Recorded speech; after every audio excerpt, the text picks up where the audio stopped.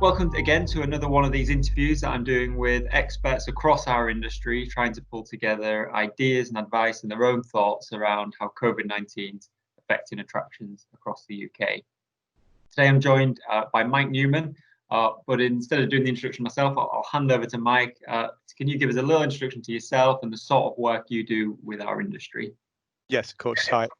My name's Mike Newman. I run a marketing consultancy called b2me Tourism Marketing. I've worked in the travel industry for the last 22 years, of which 17 have been spent running the consultancy. The areas that I specialize in are working with visitor attractions, particularly those that are looking to engage more effectively with the travel industry.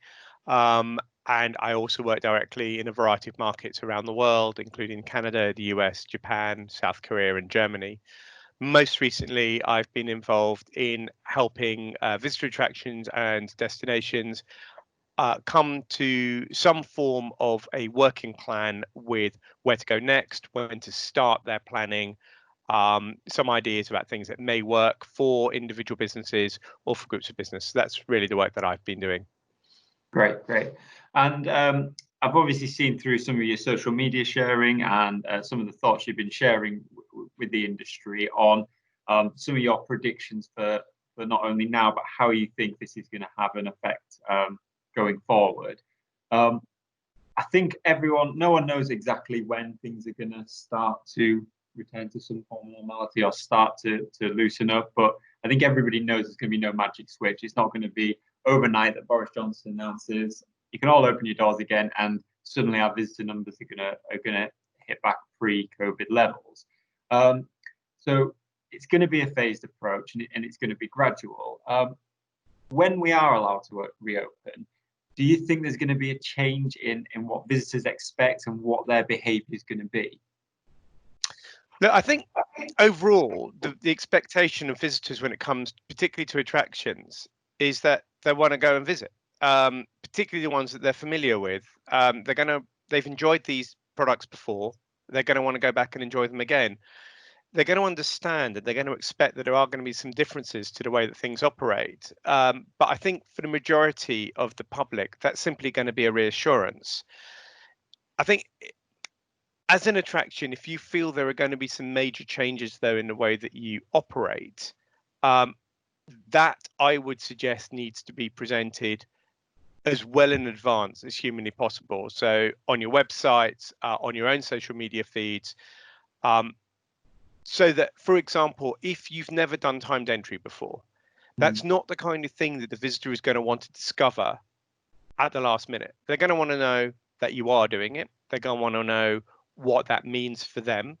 And they're also going to want to know, for example, if you're going to restrict the amount of time that you can be on site, what that's going to mean and what the impact is going to be on their experience, and potentially what the cost implication is going to be. Are you going to be charging as much as you were for less?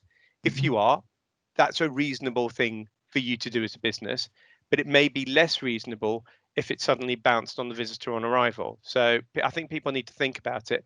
The other thing is that whilst attractions and a variety of venues across the entire tourism industry have been closed down, there's been some amazing diversification. So online shopping, for example, in retail has gone up a lot. Cafes have started doing deliveries to local communities. The information that I'm receiving on the popularity of this diversification really strongly suggests this is something that should keep going. If it's a secondary stream of revenue for an attraction or for a venue, that should absolutely keep going. And if you can use that as a way of perhaps dampening down your entrance pricing, for example, if you do have to restrict time on site, create multiple streams of revenue when perhaps before you were relying on entrance fees as your primary and then gift shop as your secondary. If you start to bundle things together, people will feel much more comfortable, even if they actually end up spending more, because they'll be perceiving they're getting more value. Yeah, that's a really good point, and it's quite interesting some of this diversification we've seen. And I also think one of the benefits of that long term is going to be from a seasonality point of view. Some of these things, like you said, aren't as reliant on the traditional visit.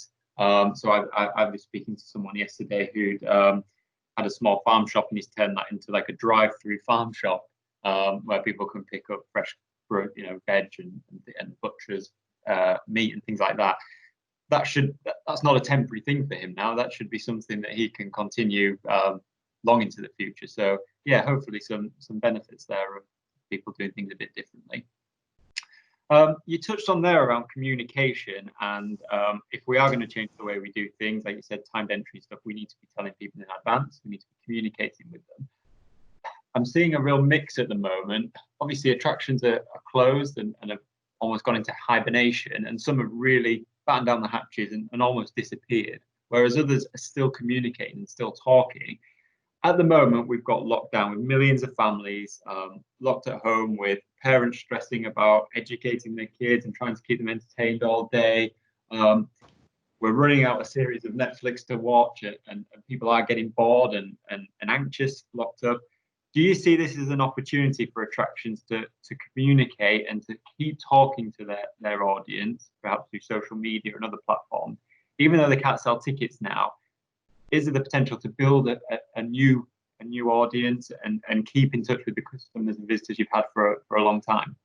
Yeah, and absolutely. I mean, this is a brilliant time to be sharing good news stories. I mean, we've seen farm parks, for example, whilst they're closed to the public, they've been running llama races on YouTube and stuff like this. I mean, it's brilliant. It's a good news story. We are starved of good news, fun facts, nice insights at the moment, and that also goes for the travel trade press.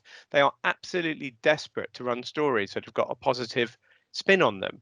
So yeah, absolutely. YouTube, Google Arts and Culture, Travel Mole, if you want to do something online purely for the tourism industry, anything that is popular. And I think the other thing is there have been masses of virtual tours that have been running of late, and they're amazing, and they are really giving the sense of what people can expect.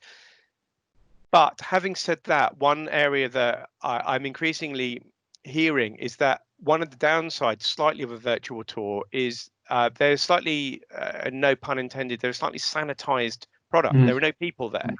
And I think as we move forward through the latter stages of the lockdown, when we're looking at virtual tours, I think it's also a good opportunity to start incorporating within the virtual tours what your policies and procedures are going to be when you do open, so that you can showcase what you're going to be doing as part of a virtual tour. Because when your attractions open, my sense is that the visitor who has been under quite a lot of emotional and mental pressure, whether it's juggling work or not being able to work, homeschooling or anything else, people want to go to visitor attractions to relax and enjoy themselves. And I think, therefore, your social distancing policies and your actual practices on site, where possible, should be invisible to the visitor. I don't think visitors are going to want to stand in queues with lots of other people, for a start. I don't think people are going to want to be treated as though they're in airports where they've got overt policies and security in place. Of course, there's going to be interaction with staff. There's always been interaction with staff, and that's great. But if attractions can use this time to start saying, right, there are several entrances that you can use to come in.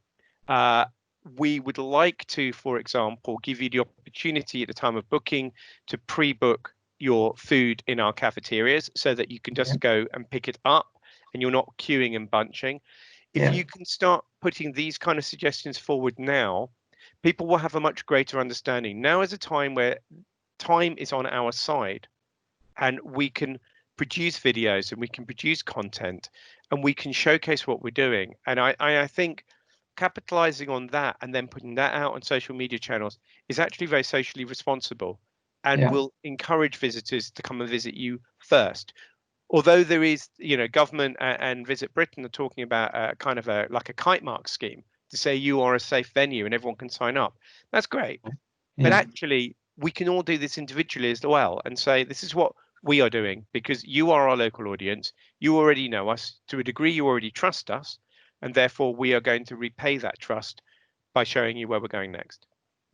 Great. Well, you sort of led on to my next question now about because a few of those things are things we can be doing now. It's not a case of just sitting there and waiting and seeing and reacting when we're allowed to do something. And in terms of reopening, you can start doing a lot of that groundwork now. But for any attraction owners or managers who are sat at home now with a team that are probably furloughed, so maybe they're on their own or there's only a very small team around them, they'll be wondering what the future is going to bring and if they can make any difference to their future right now. If you had one piece of advice that you could give an attraction owner of something they could start doing today or over the bank holiday, what would that be? One piece of advice is difficult. I think focus on your critical message.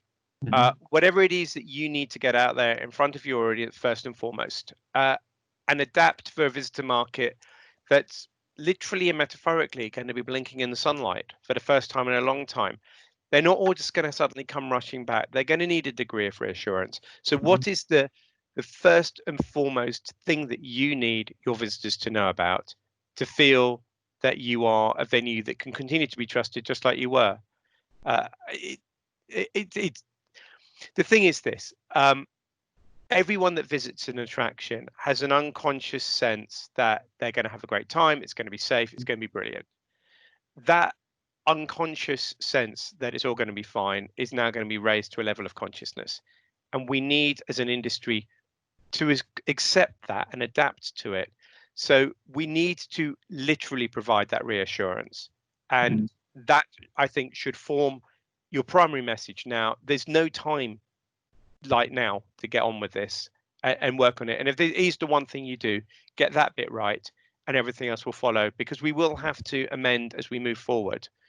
But right now, let's just focus on our core message and get that out there. Yeah, brilliant. I think that's really useful, Mike. And like I said, it gives people who are thinking, where do I turn next? That gives them a bit of a plan and a bit of a structure where they can say, right, let's start thinking about this and let's start communicating this now. Let's not wait till the day we're allowed to open or when people turn up at the attraction and then start to find out all these things. Like you said, let's get it online now. Let's start communicating that and building that reassurance, because people are going to be nervous. People are going to have doubts when they're taking the children or the families to attractions, and the more assurance we can start giving them now, the better, I guess. Right, thanks ever so much for that, Mike. Really appreciate it. And thank you everyone for joining us. We'll hope to see you soon for another one of these interviews.